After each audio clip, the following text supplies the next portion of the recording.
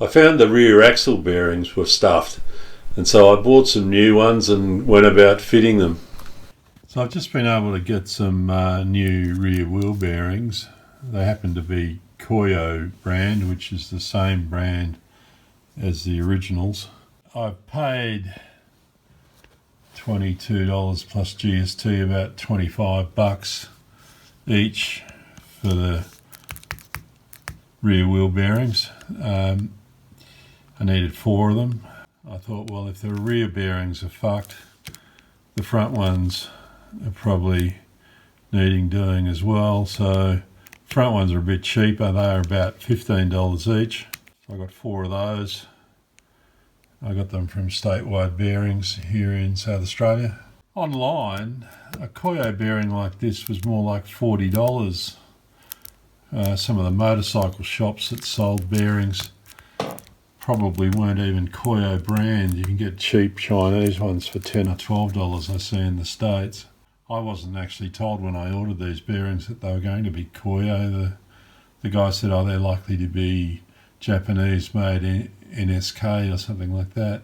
They're the exact right brand and quality that the originals were. About half the price nearly of what I've seen on some of the online sites, so I was pretty happy with that purchase. This bill for 8 bearings, 4 for the front, 4 for the rear, is about 156 Australian dollars, including the tax. So I can go ahead and press those 4 bearings in to the rear axles today, and I've got new oil seals to push in, put the axles together and put those swing arms on the bike as it sits there at the moment, which is where I'm working towards today. So I've fitted a new bearing down inside this rear axle. I've got it sort of hooked up in the vise there. Found this bit of scrap in my pile. I machined a 58mm or just under 58mm end on it there that fits right up inside that to help press the bearing down. A series of taps around the edge sort of centered it and got it to go down. I'm going to fit that oil seal. There's 2 sizes of oil seal. They're the same inside and outside diameter. This one's the thicker one. I think it's 8mm. The other one's only 6mm. The 8mm one goes on the inside. So I'm going to put some oil, some grease in the lip of this before I push it in. There's got to be a space between the 2 bearings, and then the other bearing in from the other side. I've taken the side seal out of these bearings. They came with 2 rubber seals. I've taken the inside seal out. So that's the bearing and oil seal on the inside of the second trailing arm. I'm going to flip that over now and put the bearing and oil seal in from the other side. This side is not as rusty and damaged in there as the other side was. This is the right hand side, and they're the new bits to go in. That's the spacer in between the bearings and the area around that spacer to the outside, packed with this grease. Next, the bearing pushes in with the open side of the bearing down. I'm just going to tap it in and make sure it seats properly. That's the oil seal and the bearing fitted in the right hand side swing arm. It's now ready to clean up the axles, wheel lug nut support that bears on this surface, with the axle up the inside holding it in and nut on the outside holding it together. I've decided to assemble the axle so that I can put a wheel on without the brake backing plate.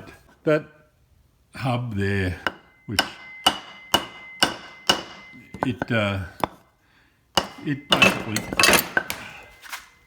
it basically just pushes down. I've now knocked everything over.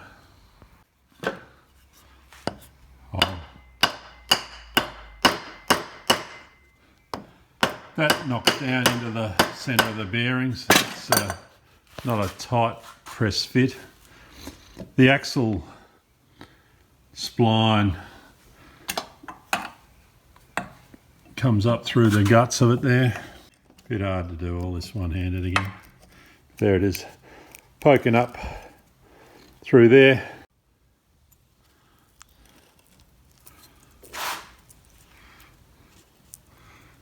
There's a bell washer goes on first, then the washer for the rubber cover, the nut then screws down.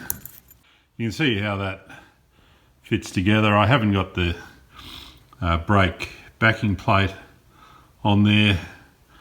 I'm not going to worry about the rear brake at this point.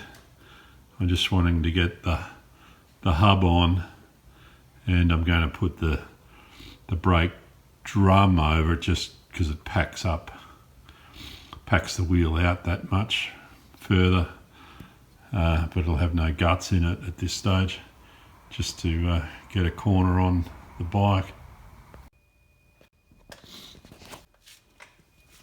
So I've got the ignition on, kill switch on, choke off.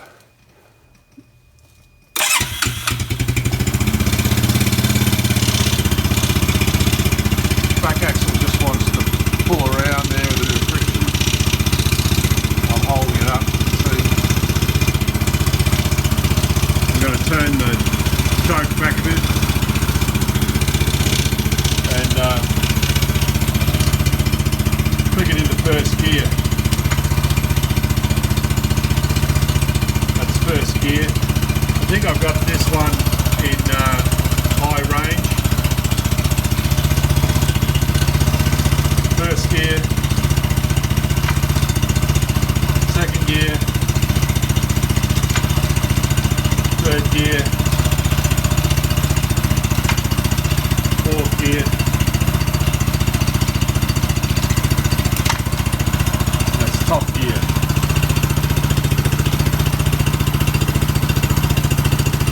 Going back down, fourth, third, second, first. I'm still in no green light on yet, and now we're back to neutral there. So that's running smooth. Choke off. Looks like it might stall there a bit. Yeah, it's fine, but it's in back to neutral. I just did that for shits and giggles because I knew it was going to work. Well, it's coming together. Get out to your shed and have some fun yourself.